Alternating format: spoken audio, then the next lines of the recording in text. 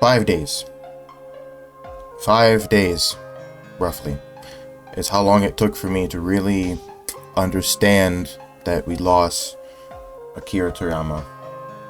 Even though I had made a video the day of and talked about it the day of, it it didn't really settle in for me until the 5th or 6th day, I want to say, at this point. Honestly, it took a very long time for me to actually like start showing emotion for it, because I just didn't think it was real and I was denying it. And I knew for a fact it happened though, and I just the waterworks didn't really happen like fully until like the 5th or 6th day, after hearing the news, because I don't know, that's just how it is for me.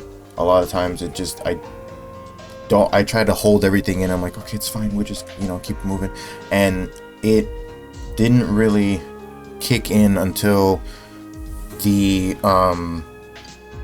event in Dragon Ball Xenoverse 2. A good amount of people went into Dragon Ball Xenoverse 2 and had an event where everyone got together and stood at the Dragon Ball pedestal, holding their hands up in the sky, doing the Spirit Bomb, Give Me My Energy pose, wearing Goku's gi, wearing the angel wings, wearing a halo, or wearing the Gohan tracksuit with the Toribot mask.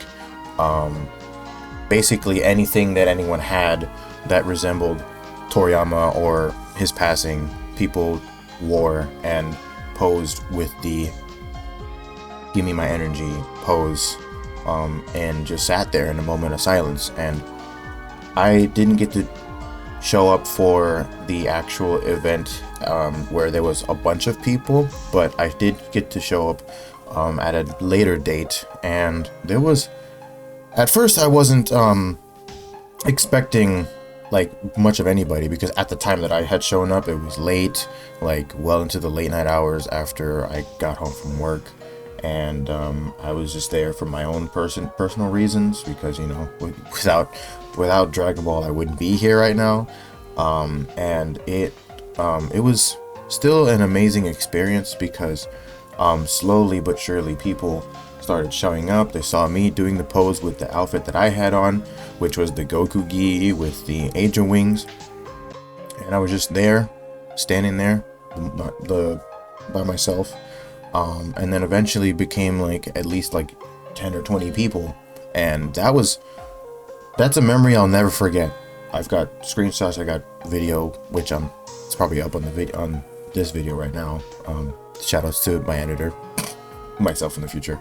But yeah, it was an incredible experience, and moments like that are the reason why I love the Dragon Ball community, because without Dragon Ball, a lot of people like myself wouldn't be the person that we are today. Like literally my way of thinking, my morals, my background and everything is based around Dragon Ball, like push your limits and that kind of thing. And that's why it took a while for me to really realize that Toriyama had passed, and just to really like sit there and let the waterworks happen. Thank you to like everybody that's been showing love and support during this time, both now and from last year. It really just means a lot to me, because like I keep mentioning, without Dragon Ball I wouldn't be here right now. And that being said, that doesn't mean we stop what we're doing and stop showing love and appreciation for Dragon Ball and other projects that Toriyama has made in the past, because he without him a lot of things would not exist. So I'm sorry if I'm like taking a long time to really like get my thoughts out. I'm trying to do this like no editing, no nothing. I just want to get this out there, because I've been meaning to make this kind of video to like talk about Toriyama's legacy and talk about how I feel about Toriyama's legacy and how his influence has literally like shaped my entire life, Hell, look at my room. It's all Dragon Ball. And, you know, aside from other little things that I've had made in the past, like my own little brand and whatnot, basically, I started out with Dragon Ball, well, specifically, little backstory, guys.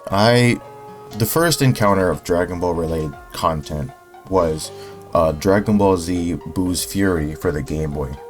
That was my first ever Dragon Ball type game that I ever had, and I played all the way through it. I got very frustrated with the Spirit Bomb little mashing thing, like QTE, whatever, for the end of the game.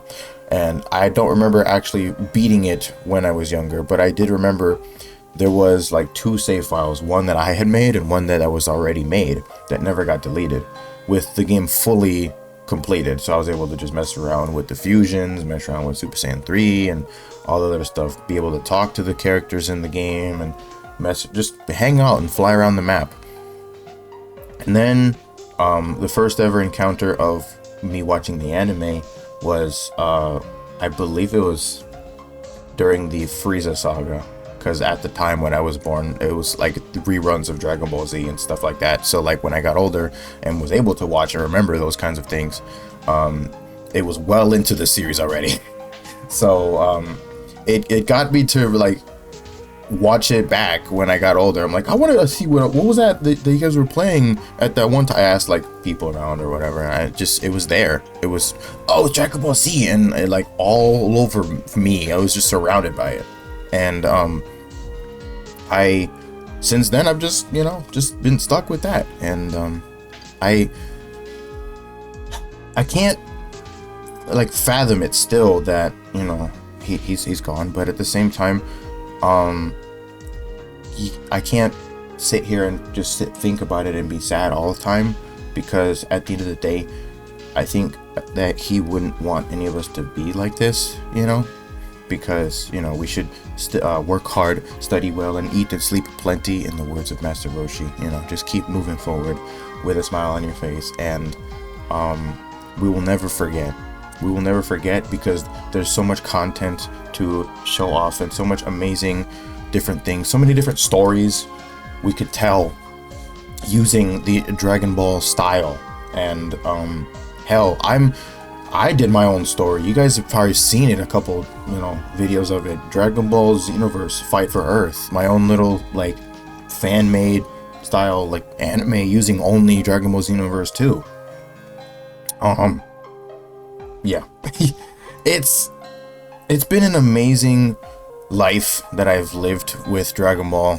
The amazing things that I've done, the amazing people that I've met, and I just wanted to kind of make this video to like commemorate everything that's happened. And it's really hard right now because of like I said, it took this long for me. Once I knew the news on day 1, yes, I did cry that day, but it didn't, the waterworks didn't really happen until like well later, like really later, when I actually had the time to sit down and just be by myself and kind of just think about the fact that if I never had Dragon Ball, I wouldn't be the person that I am today.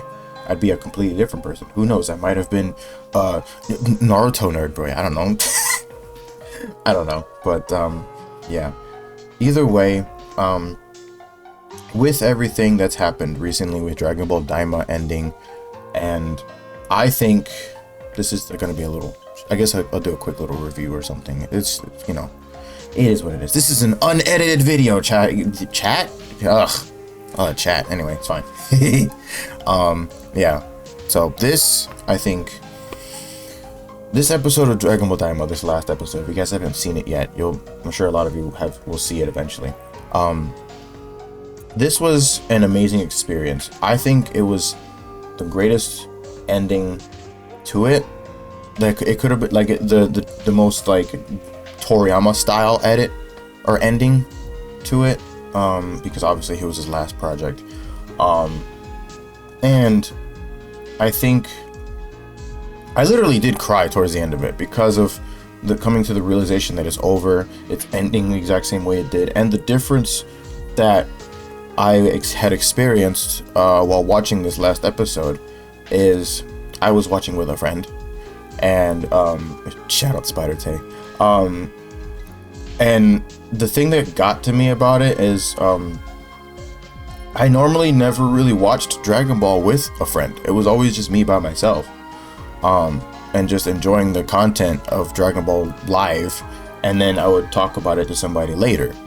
Watching and reacting and commenting live, that just felt different. It felt more homely, I guess. I don't. It felt more genuine. It felt more amazing to just sit there and just watch it, like something that I love and something that's literally my whole life with a friend, versus when I'm just sitting at home watching it. You know, it was just incredible, and then we got to play some Sparking 2 later, and then might have stayed up a little too late, and then my wife came up and was like, hey, you should go to bed. That kind of thing. We just acting like kids, man, just fucking staying up late playing Dragon Ball games and just having a good time and forgetting what time it is to go to bed. And you know, that's pretty much how Dragon Ball has always been for me. You know, waking up early mornings to watch Dragon Ball Z or something, or you know, and hence like how I've kind of like perfected my own version of Kyle Bear's like narrator voice. It's literally been my whole life. Dragon Ball has just been there like my entire life. So I know this video is kind of long-winded and very like unedited, but we're just here. We just want to talk about what has happened, and no matter what, we need to keep pushing forward to carry on the legacy of Toriyama. And that's another thing that another friend of mine had mentioned before. Like, I was talking to them about this kind of thing that's happened, how emotional I've gotten recently because of the events, and a lot of you guys have actually said that, like, me and a lot of other VTubers or content creators that, you know, make content about Dragon Ball, we're the ones that carry on his legacy now. We have to, because we're Dragon Ball content creators.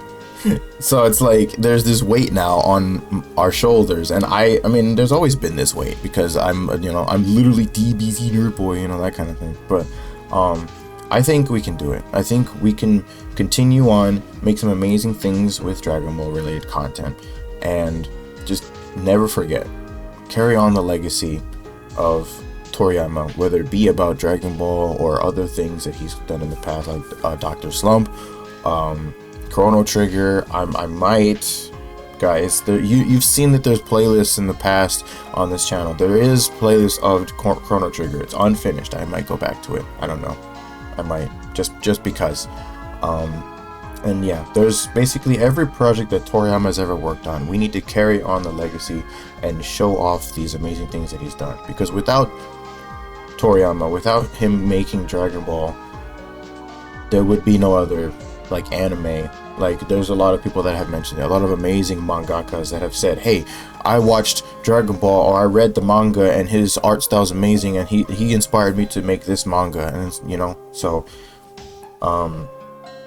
yeah, all I have to say after all of this is, like, never forget, rest in peace Toriyama sensei.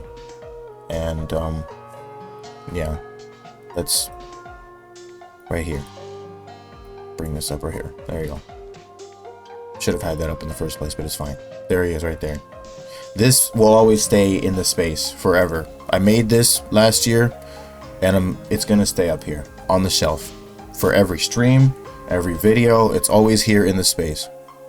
Akira Toriyama, rest in peace. Remember to work hard, study well, and eat and sleep plenty. And I'll see you guys in another video. Bye-bye!